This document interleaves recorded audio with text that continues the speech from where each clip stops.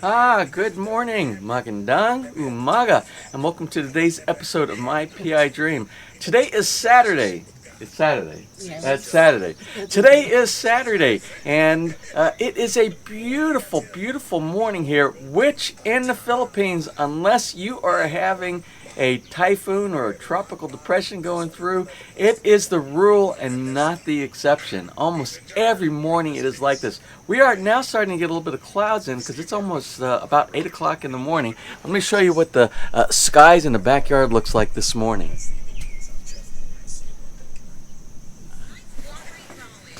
Again, it is a beautiful, beautiful morning here in the Philippines, here at Feliz. Now, I haven't uploaded videos in the last couple of days. You know the project that I'm working on, the Cistern project in the backyard. It is ongoing. I had to go get some more adapters. Yesterday, we ran to Wilcon. I had to get more items. I did change out that pump. I went from that 2 horsepower pump, but I went down to about a 3/4 horsepower pump. And we'll talk about that a little bit more when we get into today's episode.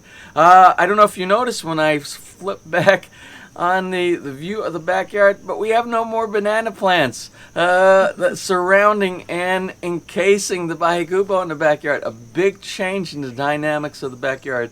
And again, I think I talked about that in the last episode or maybe the episode before about how we're changing out from the Sabah bananas and we're moving over to the Lakatan bananas. And we'll probably plant our second and last Lakatan banana plant today and try to find some home for the baby seedlings of the Sabah that we pulled up from all those big banana plants before we extracted. Well, I'm going to say we. It really wasn't me. It was my gardener, Ponciano. Ponciano did all the work back there, and I applaud him for doing such great work in the backyard.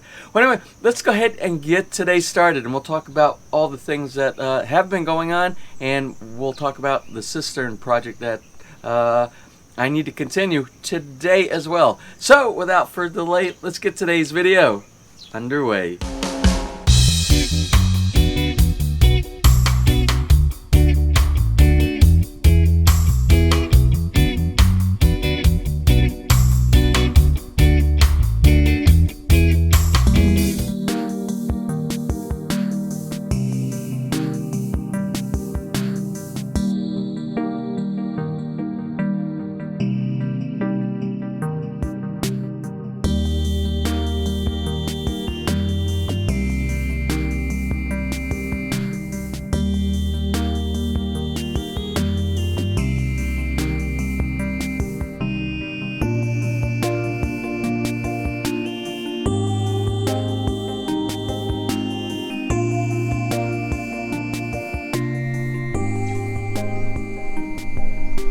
Well, it looks different, doesn't it? No more banana trees on this side. Remember, the whole kubo in the morning was covered with shade from the banana plants. And in the afternoon, the banana plants actually did a nice job of shading this area back over here to the side as the sun was setting in the west. But they're all gone, but it won't take long. Remember, when we built Villa Feliz at the very beginning, when we started the build and the bahay kubo was set up back here, we did this. We just set up a couple little plants like the one I have here. And we set them up, and before you knew it, you watched how quickly they grew. Now, we're in the winter season. I guess they call us the winter season here because we have relatively cool nights. It's cool mornings, but it's heating up quite fast. But I imagine as we get into February, March, and April, and we start getting towards the summer months, that all of the growth is going to be shooting up like crazy. That's why I think right now the plants, all the plants, the trees that I put down here, I think that most of these are not growing very rapidly because of the season. I think it's a seasonal kind of thing. I imagine it's the same as it is inside the U.S. But we'll see lots of growth back up here. So yesterday I asked my gardener, I asked him if he would go ahead and do some fill, because we had some low sections here where we pulled up the bananas and it was never really filled in properly to begin with. So he did. You see, we have some really nice soil down here on the ground. And we will plant the Lakatan over here that I said the other day. We're going to go ahead and probably today we'll put that in the ground right here where the old Sabah plants are at. Now the remaining, I don't know what he did with my Sabah seedlings. I don't know where they're at. I have to figure out where he put them. Hopefully they're around here somewhere, and we'll find a home for those as well. Let's go ahead and take a look over at the cistern, what I worked on yesterday and the day before.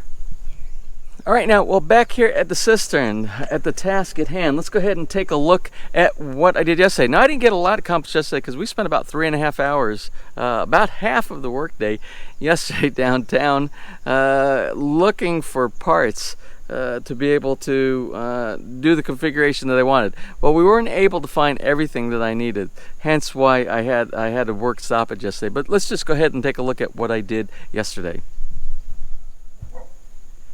Now let's look at what we have here. Now I have the pump in place, and I have it to a shutoff valve, and I installed the pressure meter inside here so I can see how much pressure is actually coming from the head of the pump. And I have my control valves right here. I only have 4 of the 8 that need to be installed, and that's what this section is going to be right here. We're going to come around here, around this corner. And what you see right here, we're going to do another 4 back on this side, somewhere over here. Probably this very similar configuration that I have right here. I made my small manifold right here. This is all PPR. It was very easy to install. I have a union here, so if I need to pull it off, I have a union here, and I have unions on the ball valve up here. So it gives me the ability to do maintenance on the pump or the valves. And I can actually isolate the entire pump system here from the rest of the PPR with this union over here, this union over here, and of course all the unions on each one. So whenever you're considering putting in a system, anything that has to do with plumbing, make sure you always give yourself an out so that you can do maintenance, you can pull things apart. And I have all the way so all the components can be replaced, maintained, or whatever needs to be done in the future. Because you can rest assured, one day, if you have it running long enough, something's going to go bad. So like I said, now I have to run another pipe off of this way. We're going to do a very similar configuration here.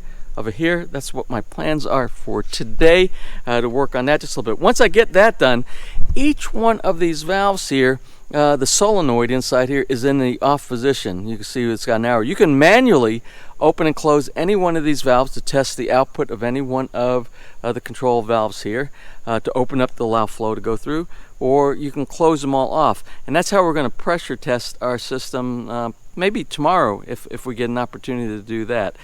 This is redesigned. I redesigned this because I couldn't find what I was looking for. I was actually looking for a 4-way. It looks like a cross. Instead of a T like this right here, it has exits on both sides this way, and the pipe goes this way. And I was going to do, I was going to make it to where I was going to do like a 90 degree here, 2 of these, then a cross and 2, and I was going to run the center portion that was going to connect up against this wall for the second set of control valves on this side over here. But I couldn't find it. It's the 4-way cross PPR pipe is very hard to find in the Philippines. They just so I modified my design, and I'm going to do it the way I have here with a T on the top that will bring us and branch us out to the second set. Then once all that gets done, once it's all installed, I will have to find, I'm going to drill holes inside the wall over here, just like I did over here, but smaller, because these are 3/4 inch, not 1.25 inch like I have over here. And we'll get all of these to go out at about this level right here. We'll put a 90 degree elbow, send them out, and then we will start branching out to all the zones around the entire yard. We'll work on that, and that will be a project. Maybe that's probably going to take a week or 2 for now. Who knows when I get that portion done. Right now it's a testing. We want to do a test to make sure that this 3/4 horsepower pump is adequate for what we need. And what we might do to test that, what we might do is we might take one section and just run one long section and put a few of the pop-up sprinkler heads on it, and then we'll see if there's enough pressure that comes from here for it to be able to pull from the cistern, pump through here, and give us enough pressure to give us the radius throw that we need inside the yard. Now before we get started, I just want to make a comment. I want to mention that they're now selling these little organizers. These organizers are great. I love having them, putting screws in, nails, bolts, And if you're doing a project like we're doing here, and you're looking for little bits and pieces, all the connectors, the elbows, the T's, all the little things that you have for a PPR pipe, you can use these to bring them from one location to the next, and like I did right here. And it helps with so you're not putting them in a bag and a bag rips or anything like that. Also, I will collect a bunch of these. By the way, these are Trooper. It's like a brand that is handled by Wilcon. They handle a lot of the Trooper line, anything that has to do with lawn and garden, and plumbing and different types of tools that they have there. I forgot what I paid for it. It wasn't very much. It's a good price. I picked up a couple of them, but I'm going to be picking up a lot, and they will be part of the integration of the workshop inside the basement. What I want to talk about now, before we go into doing any of the PPR welding here and finishing up the irrigation connectors here, what I want to talk about is my connection to the pump and to the controller, the Europress Marina controller. And there was concern. There were several people that had concerns. What happens if your well runs dry? Now, I didn't know about this great feature about this until I went back to Wilcon and I posed the question to the sales rep technician inside there, and he explained something to me that I wasn't even aware that this great feature. Now, normally, one of the big selling features about a submergible water pump that would go to the bottom of your well or the bottom of your cistern is it normally has a float mechanism on there, so when the water level gets down to a certain level, it shuts the pump off. So you never run your pump dry, because if you run your pump dry, it will burn up the components inside there and you'll throw away. And pumps are not cheap. This pump here I think was 7,000 pesos, and this was one of the smaller ones. This was 7,000. The original one that we purchased I think was 17,000 pesos, if I remember correctly. So anyway, this pump here has this neat feature. Not only does it sense when the water is turned on and off, that puts a demand that turns the pump on, but if the pump does not get water, or the controller here, the Europress does not sense water flow going through, which means you have no water coming in from your well or your cistern, it shuts the pump also. And we tested it, and I'll show you later on once we get everything hooked up, because there is no water coming up through it right now, and once it senses it has no water, it will turn off automatically and it will save your pump. So that is a great feature of the Europress controller here. Well, let's go ahead and get started. Now, I do want to show you one thing before we get started. I want to show you inside the cistern. You haven't been in a cistern. Now, we actually have some water in the cistern right now, because yesterday I used the subdivision water to try to bring the level up just a bit. But before I did that, I put a scale on the wall in half-meter increments up to about 2.5 meters, so I could see I could visually see inside what the water level is. Now, one of the things I did not do, I got to run back inside. I didn't bring it out. The foot valve that I destroyed the other day, I destroyed the screen on it, the filter. I bought a new one, and when I was down there painting, I was right in the position to do that before I started putting water in there. And it would have been very easy for me to put the new valve on the very end, at the very bottom of the PPR pipe, but I forgot about it. So I don't know how much water is in there. I hope there's not a lot of water inside there. I let it run for a couple of hours yesterday. There's going to be more water inside there, which means I'm going to get wet. But I will show you what's inside the cistern, what it looks like from inside. Okay, well, here we have it. This is the foot valve, and it has a screen on it, and this is the screen that keeps the debris. And this goes at the very bottom of your pipe that's in the bottom of your well or in your cistern. Now, inside here, you'll see there is a little check valve inside there, and the check valve prevents water from going back down, say when your pump is shut off, from gravity, from pushing down and you emptying out your pipe that goes to your pump, because you want to keep it primed all the time. And it has a screen on here. Now, the other day, what I did when I was working on it up here, I bent the PPR from the very bottom. I bent it all the way up here. It's very flexible. I put this on, and then when I put it back down from up here, I released it, and it slammed. And right in the center, in the ceiling of this cistern, there's a big beam inside here, and this slammed up against the beam, and it just knocked this thing off. And this is glued in place inside here, and it was so difficult. I tried to get it back in, but I couldn't get it back in, so I have to replace it. So that's what we're going to do right now. We're going to check the level of the water. Hopefully it's not too high where I can replace this this foot valve inside there. And then we'll get to business at hand, which is continuing on the pipe up here. So let's look down inside the cistern. I don't know if you can see. I'm going to try to get where you can see, but I have the numbers for the depth in there, and I have them in half-meter increments, and you see it goes up to about 2.5 meters. And as long as we have where I can see a baseline of water inside there, I'm not really worried if it's at 3.5 or 4 meters inside here. That's mainly what I wanted to see.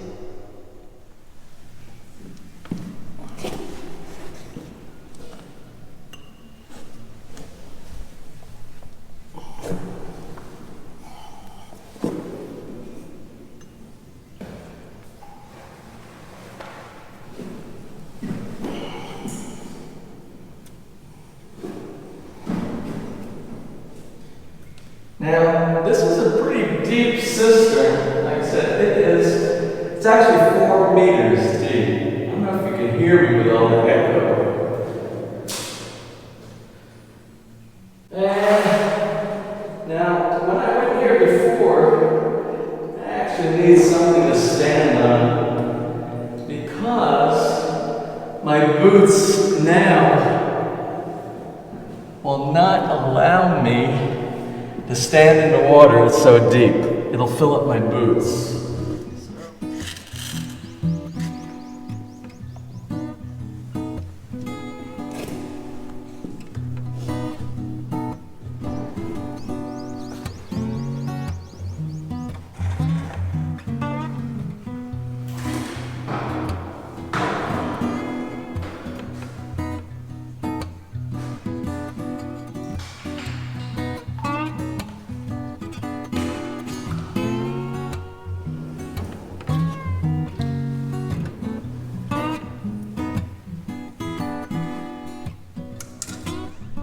Now the echo is really bad in here because we are in a cavern basically, so I won't talk too loud. Now this is the inside. I know a lot of you want to see what it looks like from inside a 4 meter deep by about 4 meter wide cistern inside the ground. So this is what it looks like.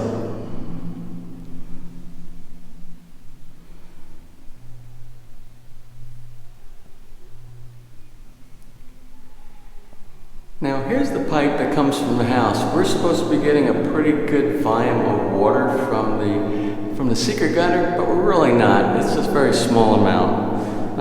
But it is what it is. But this is the inside. We have a beam or a column here. We have a beam up here, a cross beam for support for the weight from the slab itself and the garden above.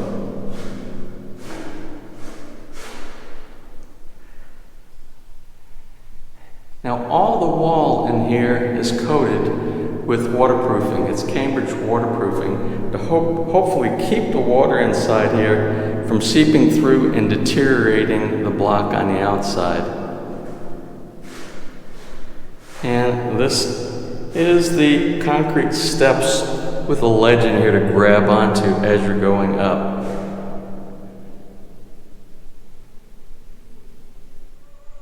Now if all goes well, and when I close the lid on this, I should never have to go back down inside here. The only thing I should be doing is doing a ocular, or visual inspection inside. So I should be done with this now. Everything is in place, and every now and then I'll do an inspection of the interior of the cistern.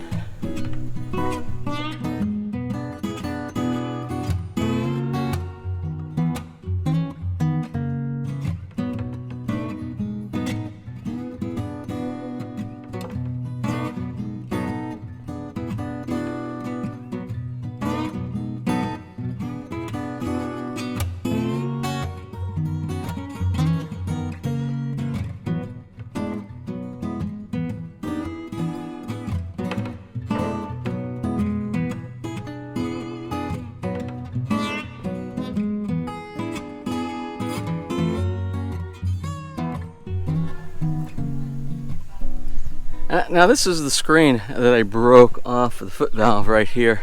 it connected inside here. Like I said, there was a glue fitting inside there, and it was almost impossible to get that back inside there again. But anyway, we are about, if this were connected like this right here, the water level right now is about 1 inch below the screen. So what I'm going to do, I'm going to do a manual fill. I'm going to let it be filling while I am doing the connection of the pipe over here. And the way I do that is this valve right here.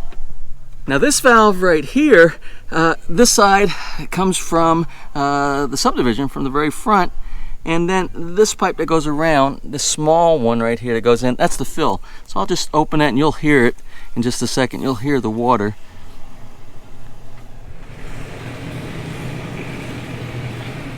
So you can hear the water filling in there right now. So I just want to get it up maybe 1 meter, and it'll probably take most of the day. 1 meter above the basket, so that we have enough ample water supply inside there to test this out later on. All right, well, it's lunchtime and I ran out of material. I am terrible. I am horrible when it comes to planning these. I had the same problem when I did my irrigation system back in the US. Remember, I only want to get it out to this point right here. But I'm missing. I ran out of Teflon tape. The Teflon tape here, I don't know, it seems like the Teflon tape seems just a little bit thinner. Maybe it's not thinner, but the tolerances, I will tell you right now, let me go ahead and grab, well, I've already got it put together. Let me grab like one of the connectors here. And on these, like this union right here, let me get it out of the bag. Okay, so the union here, the male section of the union, which goes into the sprinkler valve right here, it seems like everything that I buy, any connector in the Philippines, it seems like the tolerances are wider. They're not tight. So you have to put more Teflon tape. You wrap the Teflon tape. Normally in the US, when I put Teflon tape on a fitting, because the tolerance is so close, it's tight going in even without the Teflon tape. But over here, if you put it in without it, it's going to spray all over the place. It's going to be loose inside there.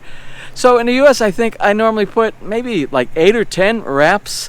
In the Philippines, I will tell you right now, you have to put a minimum of 20. My contractor does 25, I believe is what he told me. I found 22 is like the magic number for everything. 22, it's not over and it's not under, and everything seems to fit fine.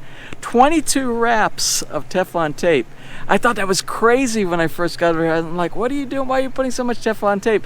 Then I found out from experience, to prevent leaks and make sure you have a good tight fit, you have to put at least 20 wraps. Well, enough about the Teflon tape. So I am at a standstill right now. I need PPR pipe. This is the last. This is the last of my PPR pipe, and I still have to build the manifold. I have to build another manifold, and I have to build the sections that are going to get me to this side over here. I don't have enough. So what I really need is one more section of PPR, of the 3/4 inch PPR. And I'm going to go through and I'm going to see what else I need here. But definitely that and Teflon tape. And I don't have to go to Wilcon. Maybe I don't have to go to Wilcon or McKilling. In town in Lipa and fight all the traffic. There is a local hardware store right outside the gate here. Maybe 2 kilometers away from the subdivision here, and I can go there and get what it's less than 2 kilometers, and get the PPR pipe. I just don't know if it's the same quality as this. This is actually German, Southern Germany, right? It's even marked on here. It's a very high quality PPR pipe, but it might be what they have over there as well. So we'll see. We'll run over there. We'll get more Teflon tape, more PPR pipe, and then we'll continue. We'll build the manifold, and I've been trying to get a lot of this done. I haven't done a lot of taping because the camera battery died on me earlier, so it's been in the house while I've been doing this. But I'll try to capture some of the actual details about doing all the threading, the PPR, the fusion weld, when I get the rest of my building materials. Okay, so as you can see, I was able to score some PPR pipe at my local hardware store right around the corner. Now, what I purchased from Wilcon was by a company called Solutherm, and I like this. This is actually good. And what I got over there is Neltex. Neltex, they're all made in China. No matter what you get, it's all going to be made in China in here. But they're made to certain specifications, and they'll say on the outside. Or when I said earlier that this said manufactured in Germany, it's not manufactured in Germany. I would imagine it is manufactured in China, but it's manufactured to German standards, and that's what the Neltex says as well. And it says here on here as well. German standard. So I think we'll be okay with that. And remember, we're just doing irrigation pipes. It's not as important as what pipes that you put inside your house. So make sure that you get a good high quality pipe that you put inside your house. Now, I talked about it way back when, but remember, on the side of all the PPR pipes, there's coating. You see white with red, and there'll be blue with something, and gray with something. There's different color coatings for PPR pipes. If you get an opportunity and you're building a house and you want the highest possible that you can get, look at the different standards that they have for each one of the pipes. If you have a high pressurized system, which remember, we don't have a high pressurized system here, but for hot water and high pressure and stuff like that, you might want to look at some of the higher quality. Now this with the red line, if I remember correctly, this is like middle of the road. It's not the cheapest, it's not the most expensive, but it's good for what we did here. Anyway, let's go ahead and get back to the business at hand, which is building a manifold, a second manifold, and go ahead and try to get this system tested here, maybe even possibly today, probably tomorrow. Okay, here's a tip of the day. When you're applying your Teflon tape, there's really no right or wrong, but there's an easy and a not so easy way of putting tape on your threads on here. So if you're looking at your threads, like you're looking at the threads and you want to wrap it around clockwise. So if I'm looking at it, it will be going around this way right here. Now use the outside of the tape, not underneath the bottom, which you would normally think. That's how a lot of people normally do it. Go to the outside of the tape, just like this, like you see it right here, and wrap it in a clockwise position. And what I'll show you is, and keep your finger inside, and it will go around very easily, like this right here, and just let your finger wind it around. 1, 2, 3, 4, just like that. It's much easier. If you try doing it the other way, I'm losing count now, but if you go the other way, it's very difficult to do the little wrapping motion around. You'll do it very fast this way.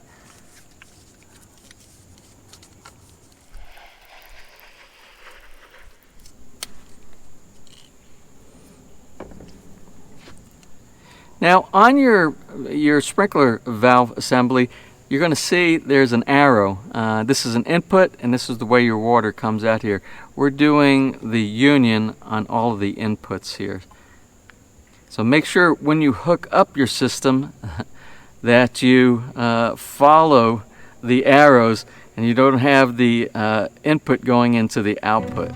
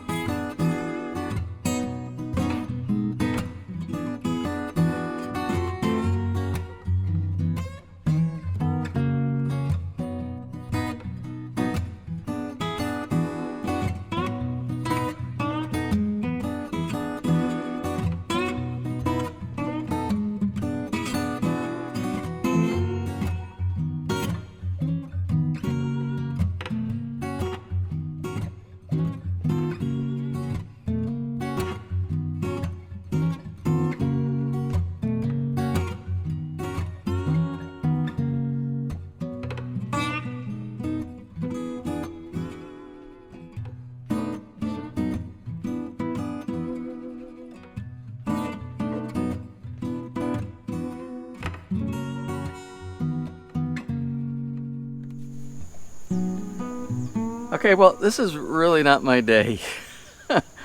I only have one tea left. I can't believe I only have one tea left. I thought I bought a bunch of extra stuff, and what I bought I bought a bunch of elbows, a bunch of couplers, and a bunch of the 45 and 90 degree elbows. But I didn't buy enough teas, and I need so I need 2 more of these teas, and then on the bottom one is an elbow. So I need Two of these are stopping me today. Well, anyway, if you looked at the sky right now, and it was raining earlier, we got an actual good amount of rain just a little while ago, and I had to put everything in and bring it back out again. So that being said, I think we're gonna call it a day. I think the only thing I'm gonna do today, the pipe that I picked up at the local hardware store, I'm gonna go ahead and run these runs, and I'll show you what I'm talking about here real quick. That way I can take advantage of about an hour's worth of time now. And I need to run to Wilcon. Wilcon is open also on Sunday, but I think we have something scheduled for Sunday, and I want to make sure that the calendar is clear. Well, let's go ahead and look at the last thing that I'm going to be working on today before I close. So I'm going to take the last little piece of PPR pipe there, and this one. These are the two that I just picked up at the hardware store, and a little piece that I have right there. And I'm going to go ahead and do the runs from here and go across here to the 90 degree. And I think that's probably the best thing to do before I build the manifold, because once I build the manifold, if I put it down here, it's going to be kind of difficult for me to get the welder, the fusion welder here behind all the other pipes and all. It's going to be kind of a hassle. So let me get that out of the way, and then I got to pick up some more material.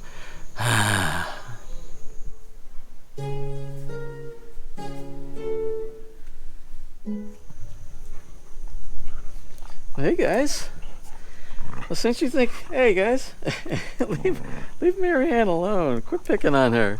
Are you picking on Marianne? Huh? Are you picking on Marianne? You want to help me close today? Anyway, I don't think I'm going to be able to get anything else done today. I think that's pretty much everything that I can do because I have a lack of materials. Maybe tonight, maybe tomorrow, I'll pick up some materials. So we're going to be a little bit behind. I'm a little bit, what can I say, disappointed that I wasn't able to get to the point. I really wanted to test that pump today. But it's okay. I'll take my time and it will get done. Oh, it looks so different back here without those banana trees. Oh my goodness. I can't wait for the new banana trees to grow and start getting a little bit more mature. But today, let me show you the very last thing that I did just before I put up all my tools. So I got 3 out of the 4. This is just extra materials down here, but I got these extra pieces here. I got these 3 done right here. Now what these are going to do, these 3 right here, they come over to an elbow, and we're going to go over and we're going to penetrate the wall here somewhere, and that's going to get us out to the yard. That's what I was saying earlier. So again, I didn't get as much done as I wanted to. I'm covering up the pump because the pump isn't really supposed to be out in the weather. So this will have a cover. Remember I said we'll have a cover here. So we will work on this another day.